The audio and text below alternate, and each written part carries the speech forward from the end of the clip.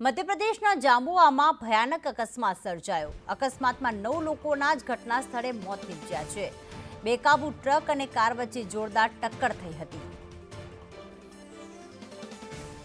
તો 2 લોકોને ગંભીર ઇજા થતા હોસ્પિટલમાં ખસેડવામાં આવ્યા છે। અકસ્માતમાં 9 લોકોના મોત થયા છે। બેકાબુ ટ્રક અને કાર વચ્ચે ખૂબ જોરદાર ટક્કર થઈ હતી।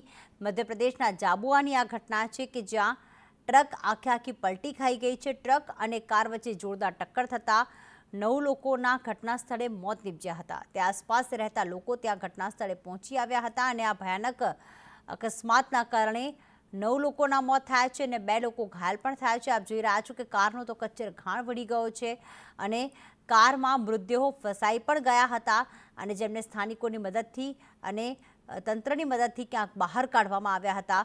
2 લોકો ઇજાગ્રસ્ત થતા તેમને હવે સારવાર આપવામાં આવી રહી છે।